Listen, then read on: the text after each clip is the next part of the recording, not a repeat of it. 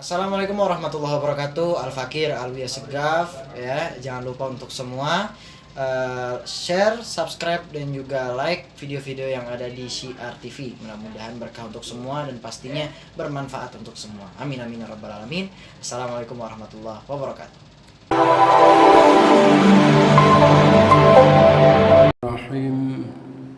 Assalamualaikum warahmatullahi wabarakatuh.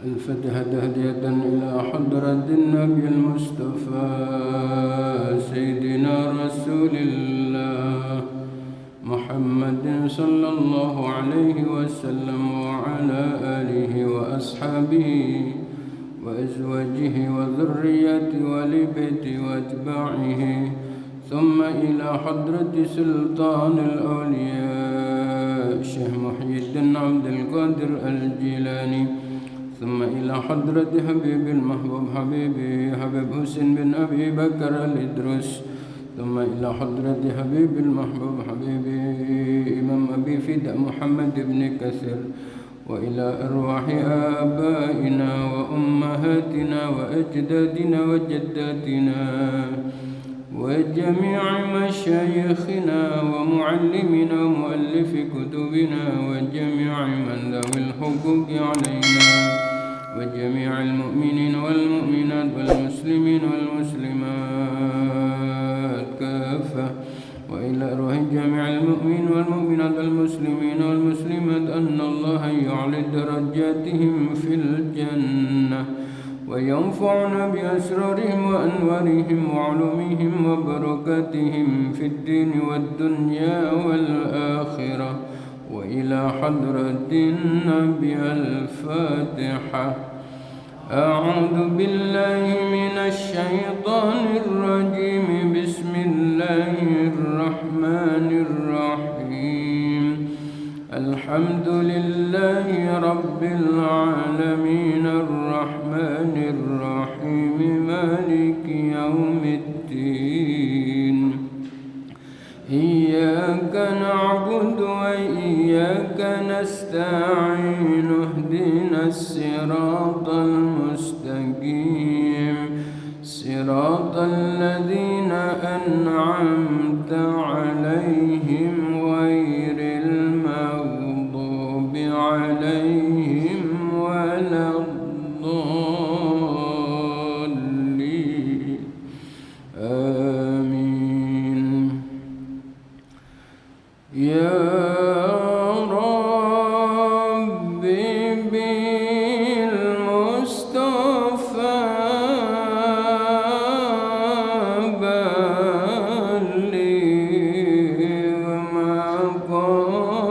مقاصدنا واغفر لنا ما مضى. يا واسع الكرم يا رب بالمصطفى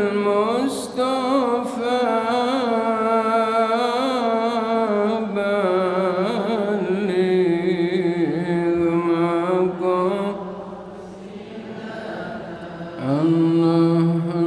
الله واغفر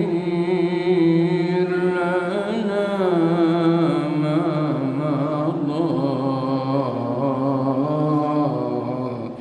يا واسع الكرم آمين.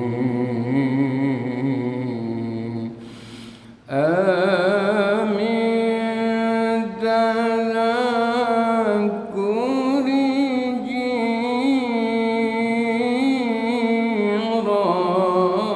جيراني برسالمي ما زاجت دمعا جرى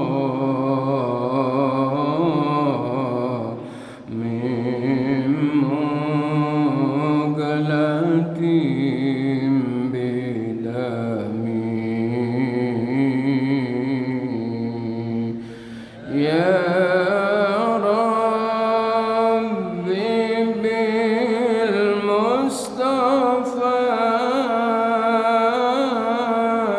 بلغ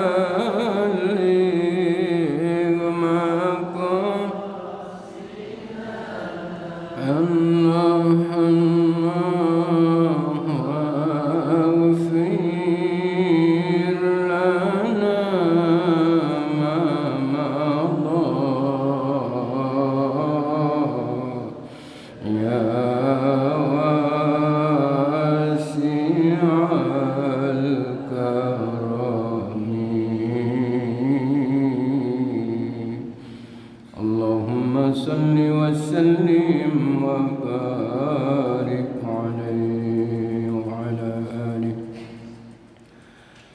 بسم الله الرحمن الرحيم.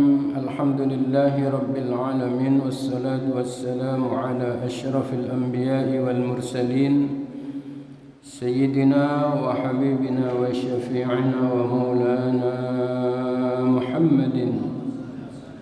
فقد قال رب اشرح لي صدري ويسر لي أمري واحلل عقدة من لساني يفقه قولي آمين. أما بعد. Hadratul mukarramin wal mukarramat, para yang mulia, wabil khusus kepada Ketua DKM Masjid Jami Al-Fajar beserta seluruh staf dan jajarannya, pada para guru, para asatidzah wal ustadzat, para tokoh, para hujjaj, hadirin hadirat jamaah taklim duha, yang mudah-mudahan kita semua dimuliakan Allah Subhanahu wa taala.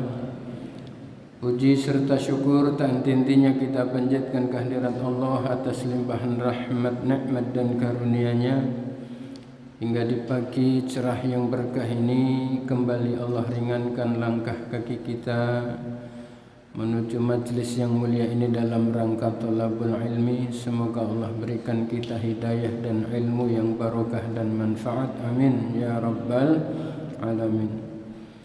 Salawat riring salam semoga senantiasa terlimpah curahkan keharibaan junjungan kita Nabi besar Muhammad sallallahu alaihi wasallam. Hadirin hadirat rahimakumullah, sehat semuanya? Alhamdulillah. Semoga badan kita sehat, kantong kita sehat. Amin ya rabbal alamin. Bapak Ibu rahimakumullah, kita lanjutkan ngaji kita kitab Tafsir Ibnu Katsir, kitab yang ditulis oleh Imam Abi Fida Muhammad Ibn Katsir.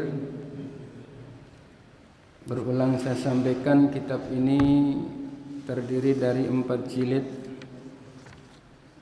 setebal yang ada di hadapan saya. Kita masih sampai bahasan ta'awud bagian akhir, insyaallah sekitar 1 halaman lagi. Di halaman 17 pada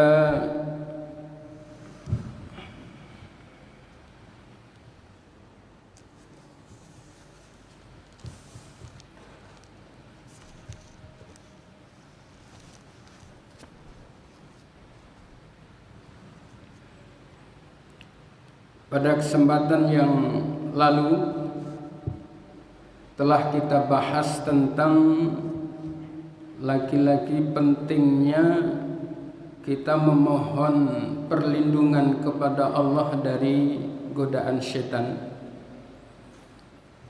Pada pertemuan sebelumnya saya sampaikan sebisa mungkin kalau bisa setiap pagi minimal, apalagi bisa di sore hari, mewiridkan ta'awud a'udzubillahi minasyaitonir rajim, ya minimal 100 kali, agar aktivitas harian kita itu benar-benar Allah lindungi dari musuh yang nyata tapi tidak nampak, yang tidak pernah berhenti sedetik pun niat untuk mencelakakan kita, yaitu syaitonir rajim. Nah, salah satu yang menjadi alasan kemarin nih saya review bahwa setan itu wa madaratuhu bi isda'il jamil, bahwa orbitnya setan itu ya adalah selalu menghalangi kebaikan.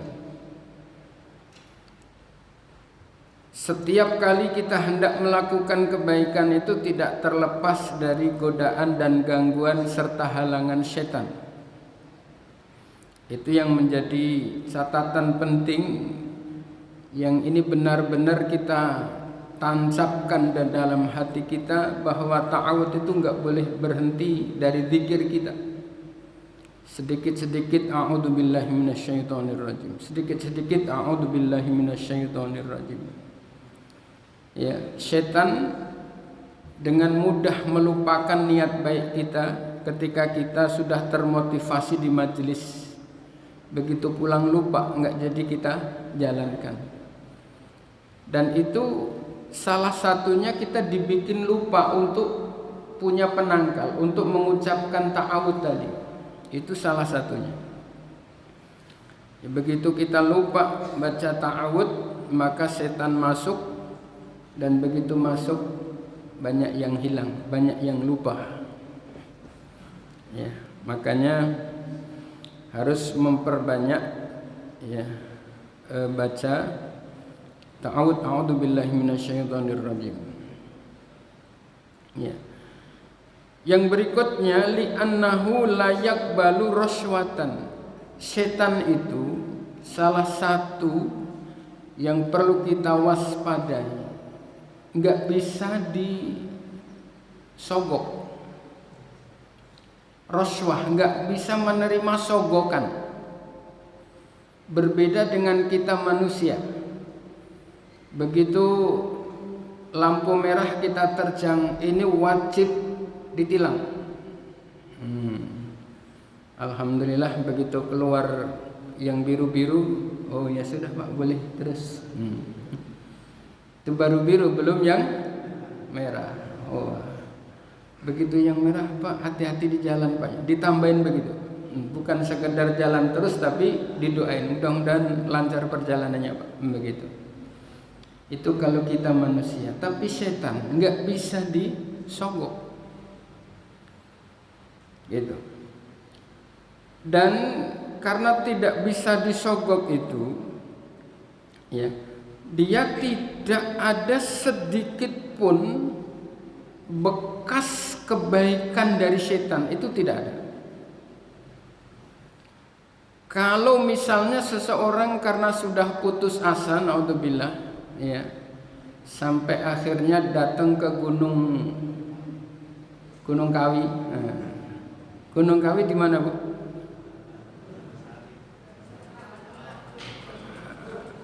Pura-pura nggak tahu kali ya. Di Jawa Timur Bu ya. Alamatnya tahu Bu? Nggak tahu. Takut dijebak ibu-ibu. Datang ke Gunung Kawi, kemudian dengan akad, ya, dengan penjaganya di situ, kemudian wah, jaminan kaya. Yang tadinya tiap hari cuman bisa goes, akhirnya bisa beli mobil. Yang tadinya rumahnya nggak layak, jadi beli rumah mewah. Kelihatannya itu ada bekas baik, kelihatannya. Tapi itu tidak benar secara hakikat. Maksudnya, ya, nasnya setan itu oleh Allah tidak akan pernah sedikit pun meninggalkan bekas baik. Kalau hari itu dia masih bisa menikmati hartanya yang lumayan lancar dan banyak, ya, itu hanya sifatnya sementara hari ini, belum tentu besok, apalagi di akhirat. Harta yang kelihatannya banyak itu ternyata menjadikan hidupnya semakin tidak tenang, tidak tentram. Ya, orang boleh jadi hartanya berlimpah ruah, rumahnya di mana-mana megah, ya, mobilnya banyak dan mewah, tapi belum tentu batinnya bahagia, belum tentu. Ya, kalau dasar rizkinya itu enggak halal, kalau dasar modal rizkinya dulu itu haram, enggak bisa sedikit pun menghantarkan bahagia. Dan bahagia itu bukan karena harta. Kalau kebahagiaan itu murni karena faktor harta, yang bahagia hanya yang kaya. Sementara yang miskin papa menderita. Ya, sementara tidak begitu. Kita lihat orang di pinggir jalan tidur beralaskan kardus tapi nyenyaknya Masya Allah luar biasa. Sementara tidak sedikit orang yang tidur di atas permadani, ya, dengan dilamputi yang segala macam yang empuk dan mewah, tapi sementara dia tidak bisa tidur. Bahagia tidak kira-kira? Tidak bahagia. Bahagia itu sinyal. Bahagia itu sinyal yang ada di hati kita. Kalau memang dasar sinyalnya itu sudah ketutup mati, biar radio kelas jutaan sekalipun itu nggak bakal nyaut, ya, nggak bakal bisa nyetel dangdut, nyetel apa nggak bisa. Apalagi ya nyetel tak banding-banding ke, nggak bisa. Jadi banding ke. Orang bisa, tidak bisa. Kenapa? Sinyalnya yang mati. Bahagia itu bisa diraih orang yang hidupnya hanya tidur beralaskan koran, atapnya langit yang begitu tinggi. Dia tetap bahagia kalau memang sinyal kebahagiaannya itu hidup. Maka setan itu tidak sama sekali meninggalkan bekas baik. Maka harus terus dilawan, a'udzubillahi minasyaitonirrajim, secara batin karena dia nyata. Secara lahiriah kita tidak boleh takut sama setan. Berulang kali saya sampaikan, setan itu senengnya godain orang yang takut. Kalau orang yang berani, boro-boro dia nakutin, dia kabur duluan, dia lari. Betul. Begitu ada kresek, kita udah jenggirat takut. Wah, itu mah empuk sama setan. Wah, ini. Kayak apa itu? Kayak kucing digodain sama ikan asin begitu. Iya, senang. Tapi pastikan hati kita bahwa setan itu secara lahiriah dia tidak akan bisa misalnya jotos kita, nampar kita, enggak akan bisa. Cuman perasaan doang kita takut melihat wujudnya, wah. Tapi kalau kita berani, mana sih setan? Gitu. Padahal sambil gemerigilan gitu. Ini baru belajar sok berani. Mana sih? Sini kalau berani. Kemarin sudah ada yang tanya bagaimana cara mukul setan. Masih ingat ya? Gimana kemarin, Pak? Mukul setan yang nampak dulu, Pak. Kalau yang nggak nampak dengan a'udzubillahi minasyaitonirrajim, yang nggak nampak.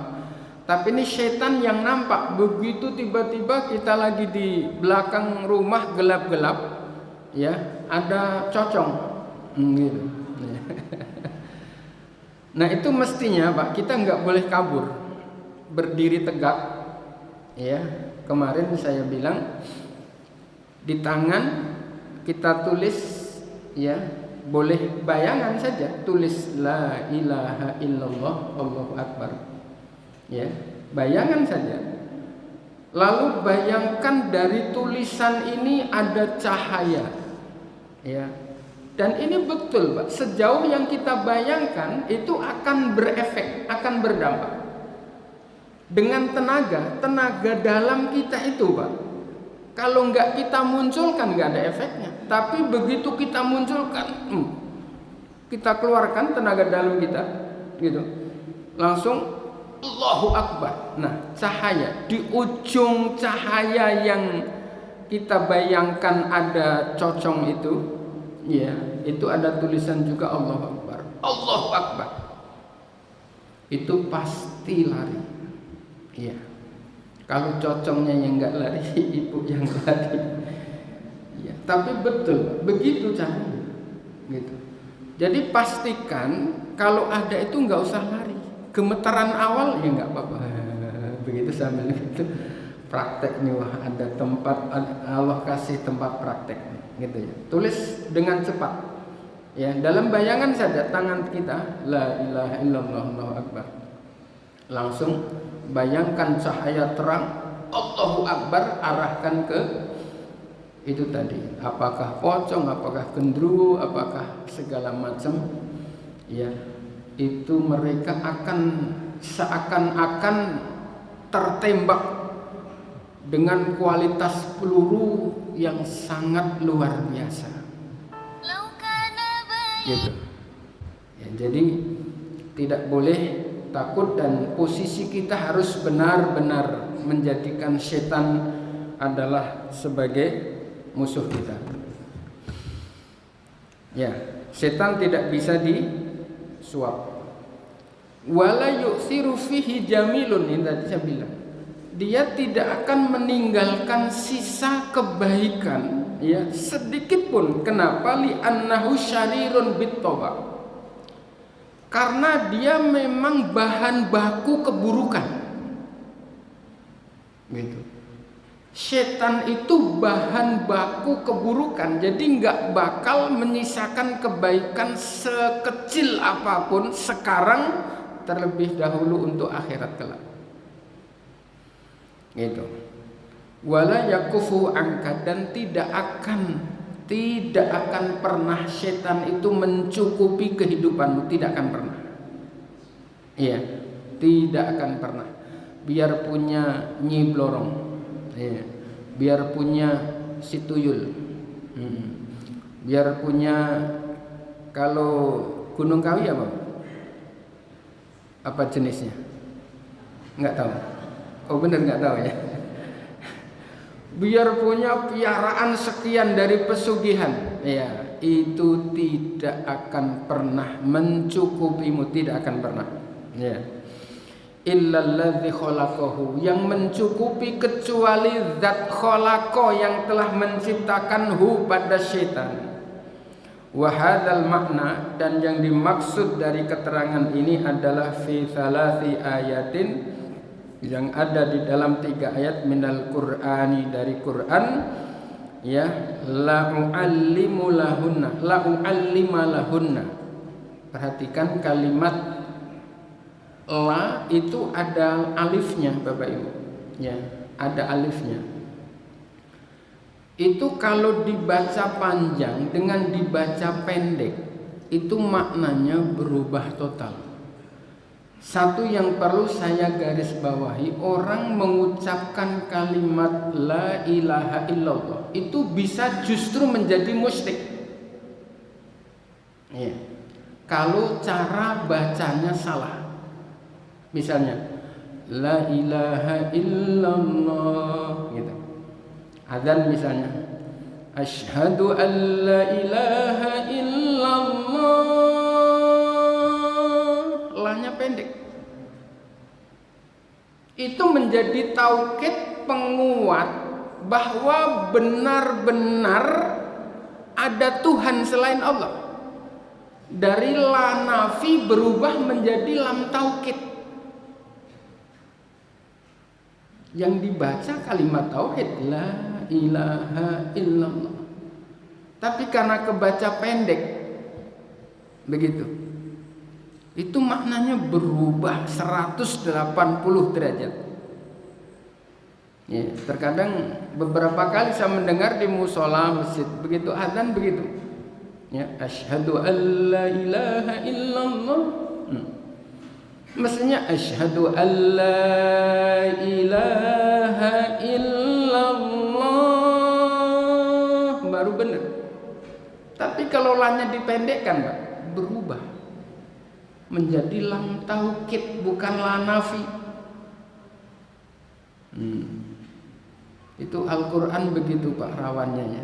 Makanya hati-hati Bapak Ibu, yang penting jangan berhenti ngaji.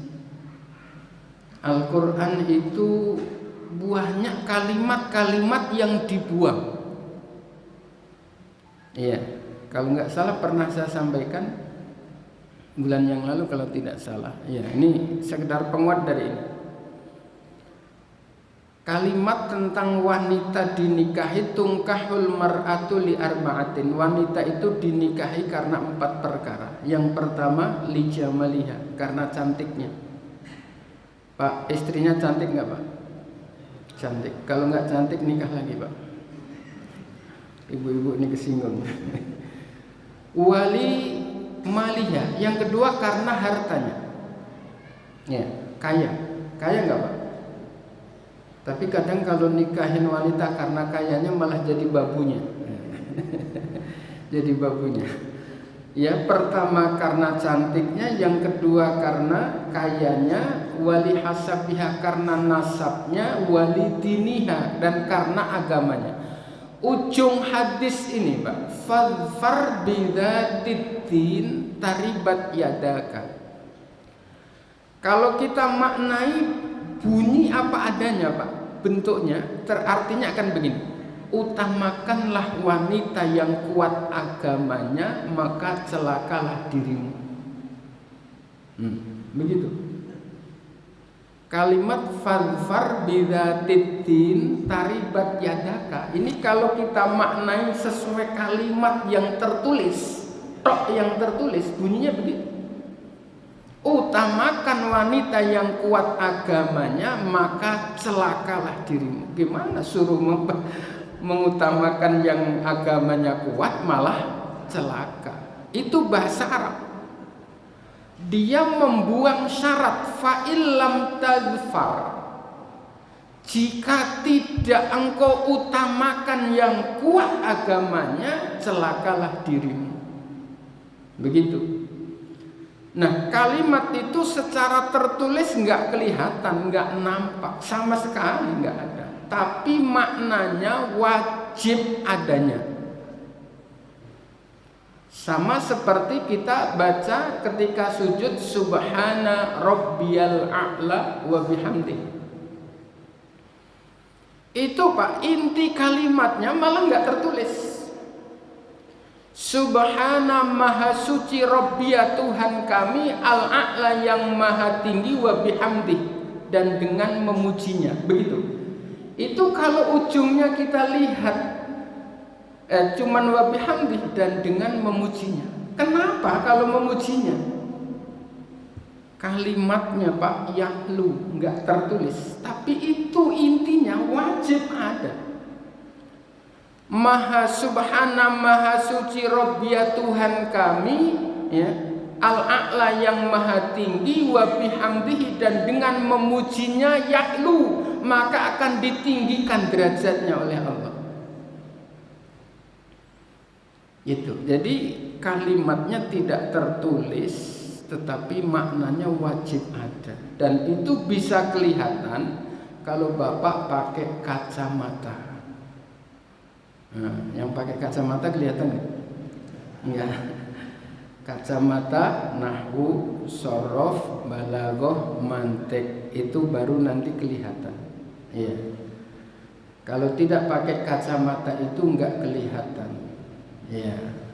Maka kaitannya dengan kalimat tadi yang la'u al-lima, ya, itu mohon pertama tadi hati-hati membaca la ilaha illallah. Jangan kebaca pendek, jangan la ilaha illallah. Ya. Kalau cepat nggak apa-apa, memang tawazunnya begitu. Tapi kalau ini bacanya pelan tapi lanya kebaca pendek, itu yang salah. Ya, yang kalau misalnya la ilaha illallah, la ilaha illallah itu memang tawazun, imbang. Tapi ini kalau Asyhadu an la ilaha illallah. Nah, kalimat itu lanya nggak tawazun, nggak seimbang, nggak ikut ketukan. Itu yang salah. Gitu, ya, hati-hati. La'u'allima lahunna rabi'atan, dan akan aku nyata-nyata akan aku ajarkan, ya, yang keempat.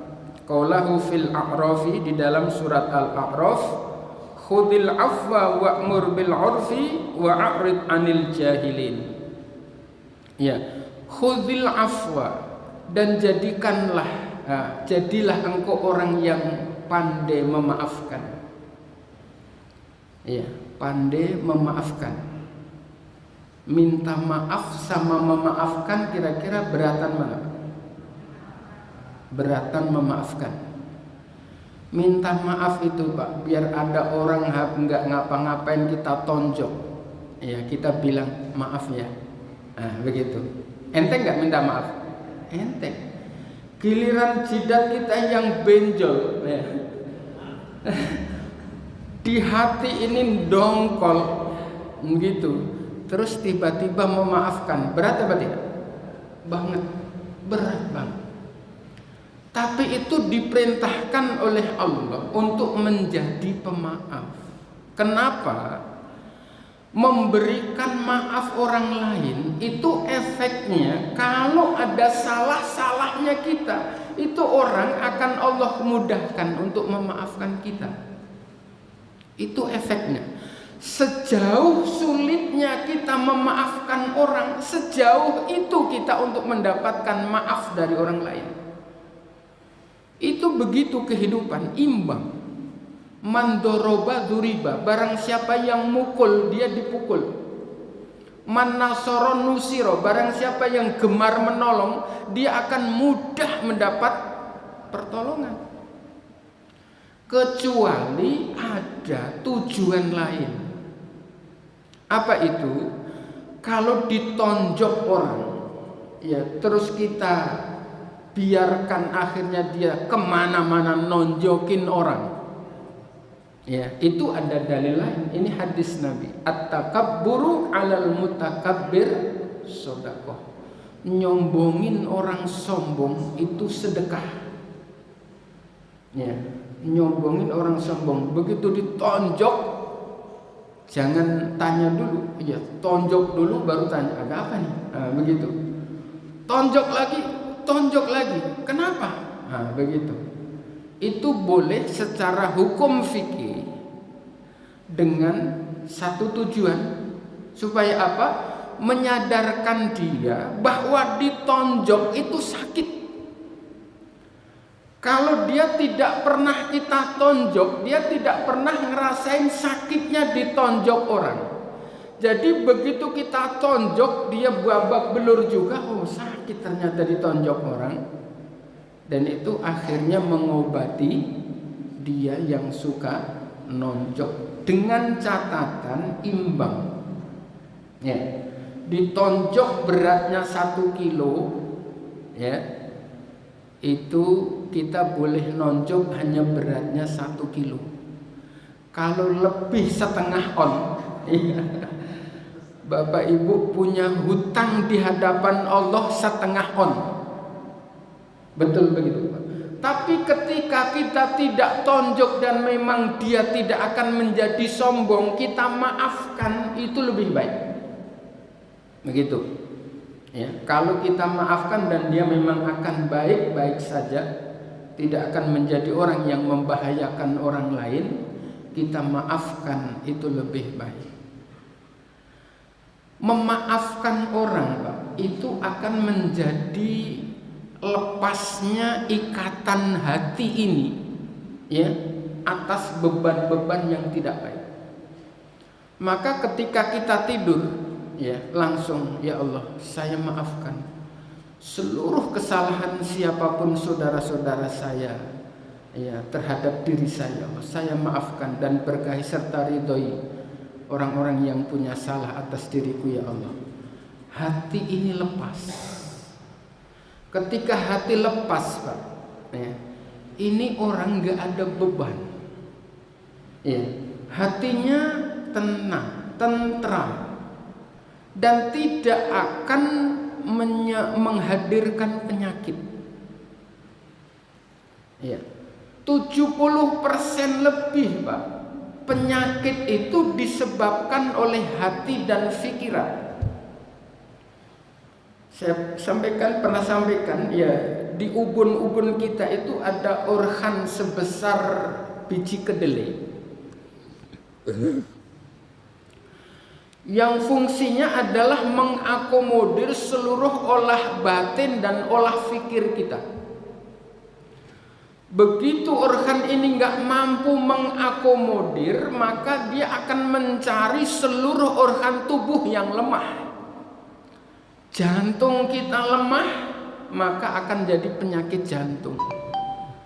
Ginjal kita lemah, maka akan menjadi penyakit ginjal.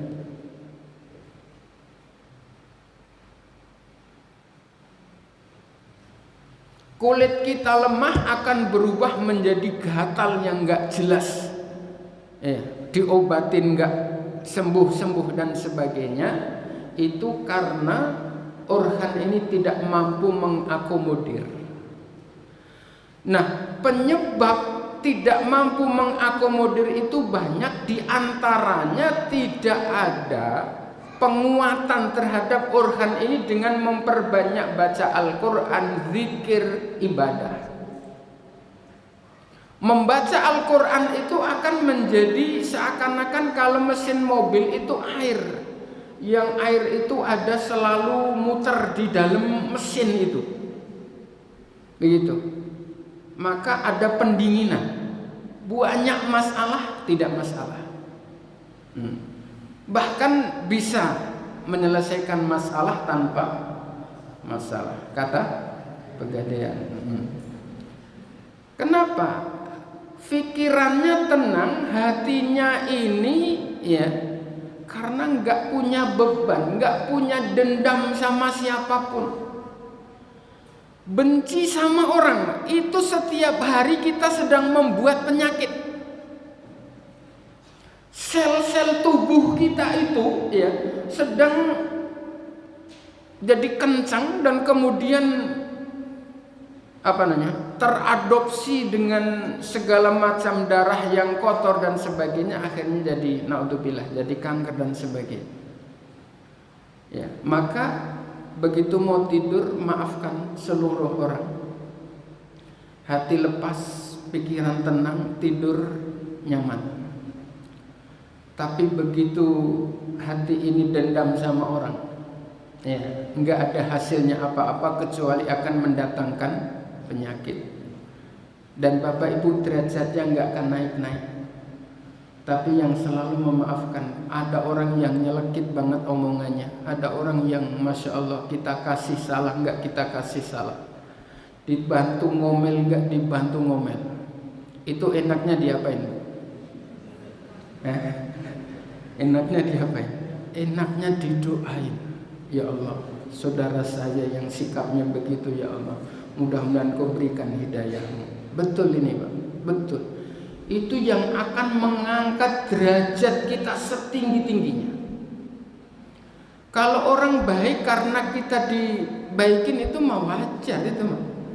Dan itu nanti akan kembali, kita akan berbuat jelek kalau dijahatin. Itu artinya podo wae, sama saja, sama-sama jeleknya, sama-sama jahatnya kita. Tapi kalau orang yang baik tidak begitu, dijahatin orang selama tidak mau mandorot, didoain, itu jadi anak tangga untuk menjadikan kita bisa membangun menara emas dengan meruntuhkan egoisme kita. Ya, maka khudil afwa, jadilah pemaaf meskipun berat. Tapi perintah Allah ini, jadilah pemaaf. Ya. Kemudian wa'mur bil urfi, jadilah orang yang selalu memerintahkan kebaikan. Amar ma'ruf, nahi mungkar. Wa'mur bil urfi, kebaikan itu harus diperintah. Kebaikan itu harus ditanam. Orang bisa melakukan kebaikan, Pak. Refleks kebaikan itu dalam dirinya ada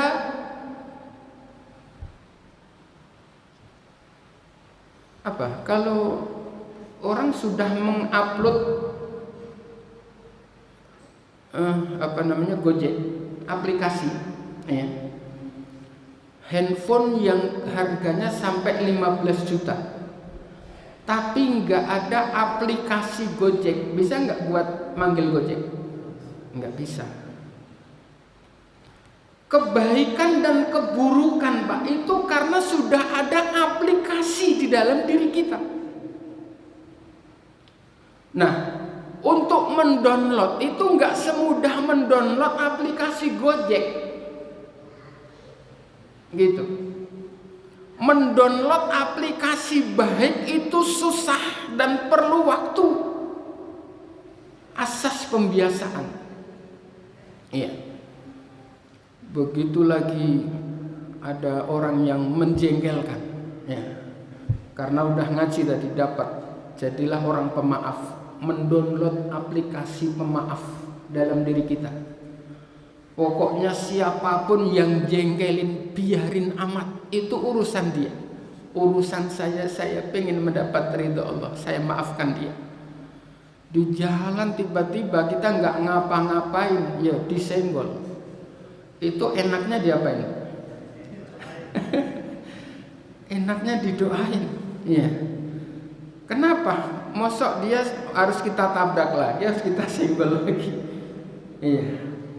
Itu kalau didoain, Pak, ya Allah, mudah-mudahan saudara saya Engkau maafkan kalau ada salah dengan saya dan Engkau berkahi, ya Allah. Ini berat, tapi itu yang akan terjadi aplikasi dalam diri kita. Kalau nggak begitu, Pak, itu kebaikan nggak akan terjadi yang bentuknya permanen.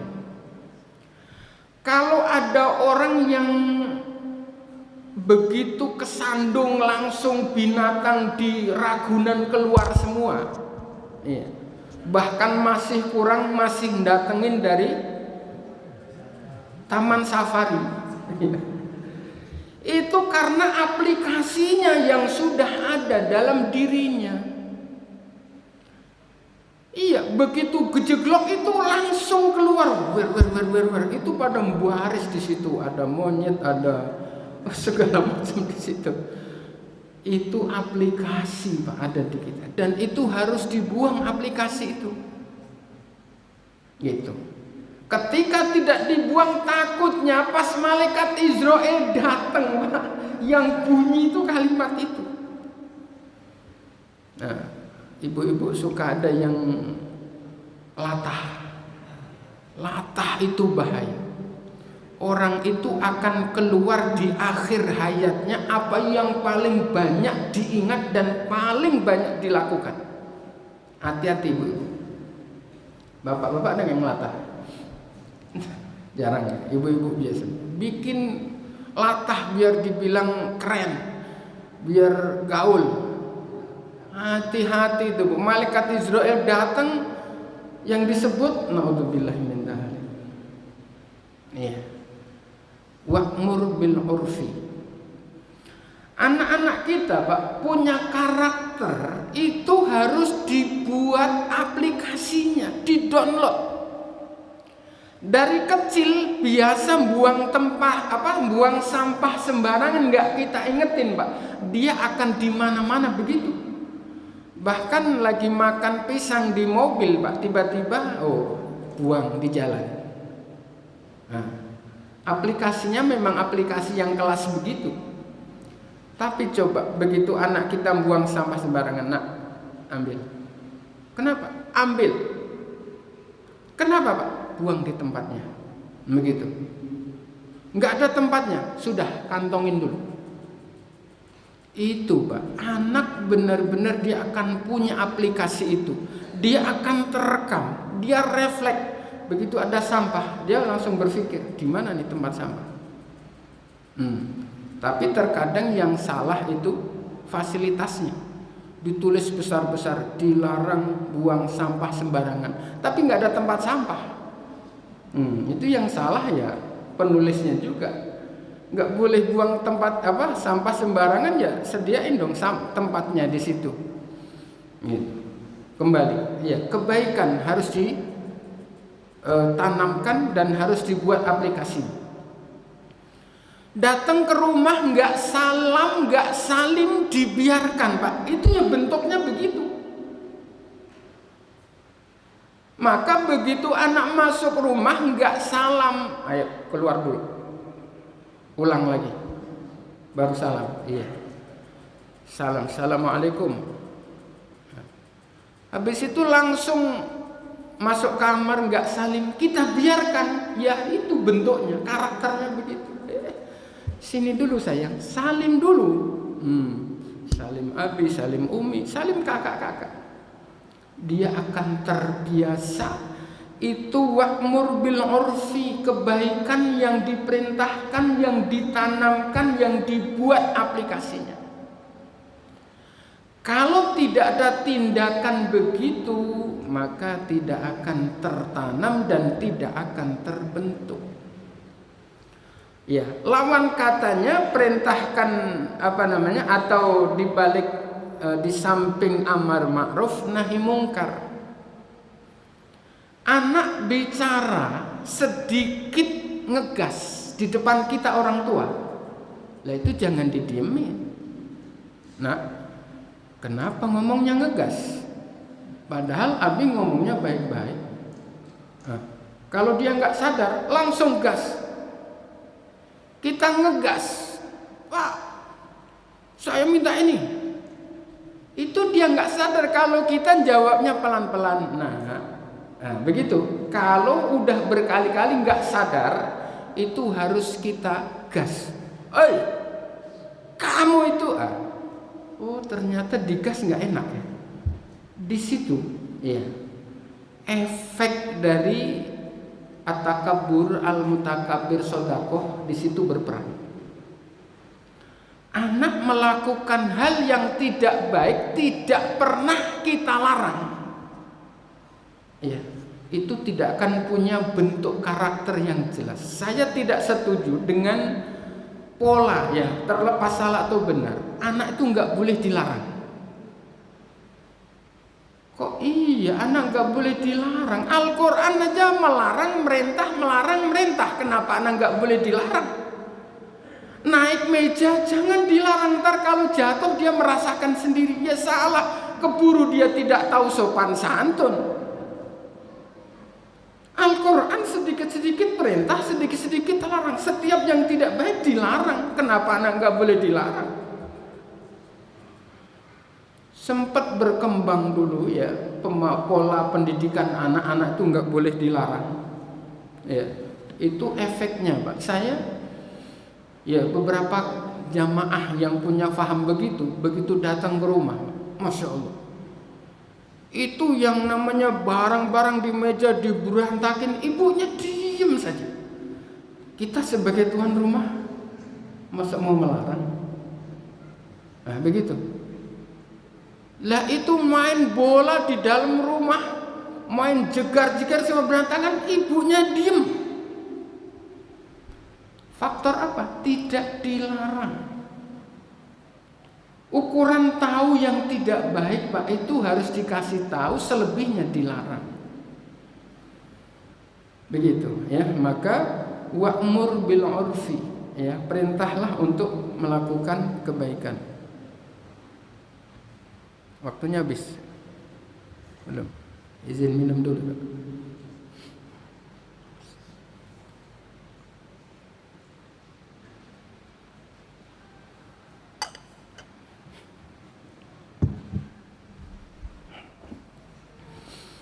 Wa'arid anil jahilin, dan berpalinglah dari sifat orang-orang yang bodoh, orang-orang yang jahil. Ya. Bapak Ibu, kalau ada dalam kaidah usul fikih, as-sukutu 'alal jahil jawabun, diam terhadap orang bodoh itu jawabannya. Ya. Ada orang yang ngajak diskusi sama kita, tapi orientasinya bukan mencari kebenaran, bukan mencari ilmu, tetapi untuk menang-menangan, untuk menaikkan egonya. Itu orang yang cerdas, tidak melayani. Silahkan ngomong sak panjang-panjangnya, saya cukup diam saja. Itu as-sukutu 'alal jahil jawabun. Karena mau dijawab juga dia bantah. Dan itu Pak, kalau Imam Syafi'i Bapak Ibu, ya, kalau ada tamu datang, ya, yang ngajak debat, ngajak diskusi, santrinya menyampaikan ke Imam Syafi'i, guru ada tamu yang mengajak untuk diskusi dan debat. Imam Syafi'i bertanya, siapa? Si A, guru. Kalau Imam Syafi'i tahu kebiasaannya orang ini adalah memang hanya angkuh-angkuhan, santrinya dibilang sama Imam Syafi'i, sampaikan. Imam Syafi'i kalah. Belum sempat nemuin, belum sempat bicara, sampaikan Imam Syafi'i kalah. Begitu. Tapi kalau yang datang si B, siapa yang datang si B? Imam Syafi'i tahu ini orang yang benar-benar dia pengen diskusi, pengen tukar ilmu, tukar pendapat, dan kalau ada benarnya dia terima. Berhari-hari dilayani sama Imam Syafi'i. Begitu. Ya, maka as-sukutu 'alal jahil jawabun. Orang kalau bodoh udah diem saja udah. Biar ngomong pakai speaker sekalipun, biar ngomong sepanjang jalan, biarin saja. Ya. Nah itu wa'rid anil jahilin, berpalinglah dari orang-orang bodoh supaya enggak jadi ikut bodoh. Iya, mengalah untuk menang, sing waras ngalah. Begitu. Itu orang cerdas, sing waras ngalah. Ini ilmu Pak, maksudnya begitu ya. Kalau ini kita tidak punya dalil dan tidak punya kaidah begitu Pak, kita ke bawah. Ya, ke bawah nggak bener akhirnya. Begitu. Ya. Wa'rid anil jahilin, surat Al-A'raf ayat 200. Wa qala ta'ala, dan berfirman Allah Ta'ala fi surati qad aflahal mu'minun, ya, idfa' billati hiya ahsan. Ya. Idfa' tolaklah billati dengan hal, hiya bermula allati, ahsanu itu lebih baik, idfa' as-sayyi'ata keburukan. Ya. Hilangkan keburukan dengan kebaikan. Ya. Hilangkan keburukan dengan kebaikan. Jadi al-hasanatu yudhibnas sayyi'at. Kebaikan itu akan menghilangkan keburukan. Ya, ketika kita punya salah sama orang, ya, kesalahan kita sama orang lain itu akan kita pertanggungjawabkan di hadapan Allah. Meski orang yang kita punya salah kepada yang bersangkutan tidak menuntut di dunia, ya. Tapi kelak kalau dia tidak ridho, itu di hadapan Allah kita akan dituntut. Dituntutnya itu, ya, kita punya kebaikan nanti untuk pembanding, punya kebaikan nanti dikasih sama dia. Kalau ternyata diri kita itu terlalu banyak berbuat salah kepada orang lain sampai kebaikan kita habis, itu nanti keburukan mereka dilimpahkan ke kita. Itu resikonya. Ya, makanya berusaha untuk menjadi orang-orang yang baik. Ya, di antaranya memaafkan kesalahan orang lain supaya orang lain memaafkan kesalahan kita. Dan menjadi orang baik Pak, itu menjadi energi. Salat yang kita lakukan Pak, at-tahiyyatul, ya, segala kehormatan. mubarakatus seluruh keberkahan, as-salawatu seluruh rahmat ta'dim, thayyibatu dan seluruh kebaikan itu lillahi milik Allah. Ya. Ketika kita sudah mengucapkan begitu Pak, ini kalau mungkin sudah pernah disampaikan, ini adalah ketika Nabi Muhammad naik ke langit. Salamnya Nabi kepada Allah begitu, at-tahiyyatul mubarakatus sholawatut thayyibatu lillah. Allah menjawab salam itu, assalamu alayka ayyuhan nabi, selamat dan sejahtera untukmu wahai Nabi, wa rahmatullahi dan kasih sayang Allah, wa rahmatullahi wa barakatuh dan seluruh keberkahan Allah untukmu. Nabi kemudian membalas lagi jawaban itu, assalamu alayna. Ya Allah, semoga rahmat, takdim, keselamatan dan keberkahan itu untuk kami wa ala ibadillahis sholihin, dan mohon engkau sampaikan kepada seluruh hambamu yang soleh, solihin dan solihat. Itu didoakan Nabi langsung, dan seluruh umat Islam yang sholat setiap waktu mendoakan kita kalau kita soleh. Maka perjuangan untuk menjadikan diri kita baik itu satu hal yang harus dan sangat penting untuk menjadi kita ini kategorinya orang soleh di hadapan Allah. Untuk kemudian energi doa seluruh umat Islam setiap hari berulang kali ketika tahiyat itu masuk ke kita. Tapi kalau toleh itu kebalikannya soleh. Iya, bahasa Arab tolihun. Solihun baik, tolihun kurang ajar. Tapi kalau kita toleh, itu energi nggak ada yang masuk. Begitu. Makanya perbaiki diri. Ayo ya Allah, mudah-mudahan kami engkau jadikan orang yang soleh. Pentingnya di situ. Dan kemudian kalau doa untuk anak-anak, Pak juga jangan salah redaksinya. Ya Allah, jadikanlah anak-anak kami semua soleh dan solihah. Itu doa yang salah. Anaknya 12 yang didoain cuman laki-laki 1 supaya jadi soleh, perempuan 1 jadi solihah.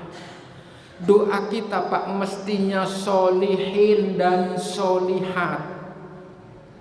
Saya pernah salah redaksi Pak, real Pak. Nih, ketika umroh, ternyata begitu sampai sana itu belum di booking hotelnya sama bironya. Itu di Madinah muter-muter ada kali 2 jam.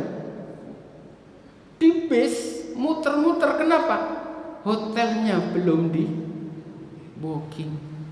Akhirnya dititipin Pak, dititipin hotel, namanya hotel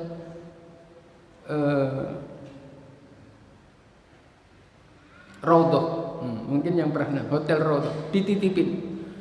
Ini padahal tadinya itu jatahnya tuh hotel yang kelas abal-abal Pak, dititipin alhamdulillah di hotel yang lumayan berkelas. Singkat cerita sampai selesai Pak, itu waktu itu 14 hari umroh. Begitu pindah ke Mekah sama, belum di booking itu hotel sama bironya. Muter-muter berjam-jam. Ini ngapain kesini lagi?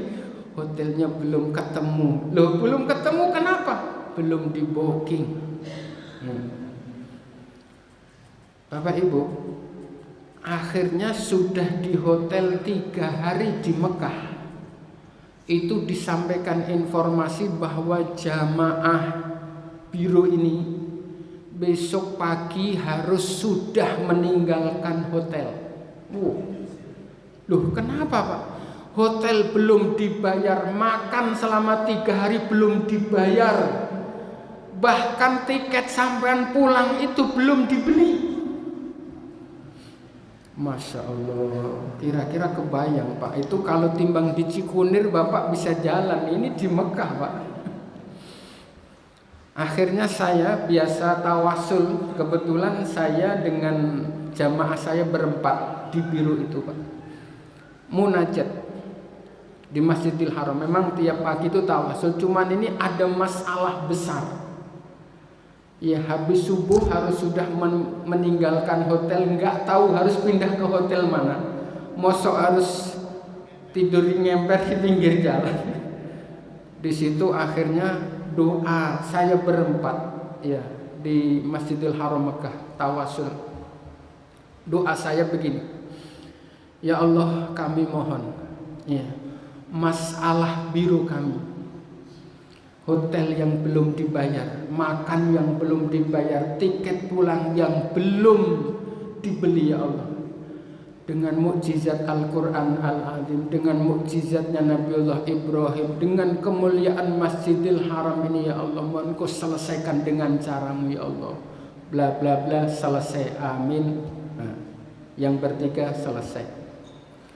Belum berdiri dari duduk selesai tadi, ditelepon sama temen yang dari hotel. Ustaz, ya alhamdulillah sudah boleh sarapan. Oh iya, boleh sarapan, enggak diusir? Enggak, sudah boleh sarapan. Alhamdulillah, semangat langsung Pak. Jalannya agak kenceng Pak. Bayangkan kalau ke hotel kita harus ngambilin koper, terus kemudian nggak tahu hotel yang mana yang kita tempatin. Kira-kira jalannya masih sempoyongan aja masih lumayan ya Pak. Nyampe hotel kita sarapan berempat. Selesai Pak, saya ditemuin sama mutawifnya. Pak Jamhari, sekedar pemberitahuan ya. 40 orang ini Pak ya, 40 orang di travel ini sebenarnya itu terdiri dari 3 travel, 3 biro. Yang biro Pak Jamhari itu yang memang diikuti sama 2 biro yang memang jamaahnya nggak cukup, nitip gandul. Dari 40 orang itu jamaah ya Pak Jamhari itu ada 15 orang Pak. Alhamdulillah sudah nggak harus bayar. Tadinya Pak harus ngebel ke rumah ya untuk minta biaya tambahan 4 juta untuk beli tiket sama bayar hotel sama bayar makan. Kebayang aja yang di rumah aja minta ke kita harus minta ke rumah. Masya Allah. Jadi untuk rombongan Pak Jamhari ini sudah bebas. Tinggal yang 2 biro ini yang tetap harus bayar 4 juta. Masya Allah. Apa Pak? Selesai sarapan ya, ke kamar. Jamaah saya bilang, Ustadz kayaknya tadi doanya salah redaksi. Loh kenapa? Tadi Ustadz tahu kan, yang dibebaskan itu hanya biru kita. Karena yang Ustadz sebut tadi waktu tawasul itu cuman biru. Saya sebutkan nama birunya ya. Misalnya biru A lah begitu. Yang Ustadz sebutkan biru A, ya Allah masalah biro kami gitu, masalah ini dan itu mohon Kau selesaikan dengan caramu ya Allah. Ustadz yang sebut cuman 1 biro, makanya yang diselesaikan oleh Allah cuman bironya Ustadz. Yang 2 tetap harus bayar 4 juta per orang.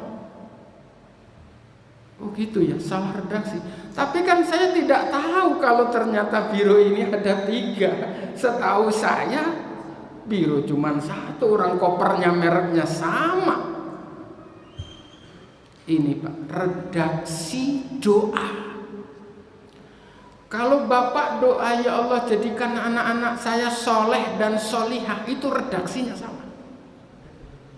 Anak 12 yang didoain cuma satu laki-laki, satu perempuan.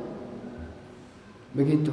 Ya, makanya hati-hati ya, doa kita redaksinya yang benar ya, supaya efeknya juga benar. Ya. Iya, sampai di situ. Wa arid anil jahilin, waktunya habis. Dan berpalinglah dari orang-orang yang bodoh. Itu surat Al-A'raf ayat 199. Bapak Ibu rahimakumullah, karena ada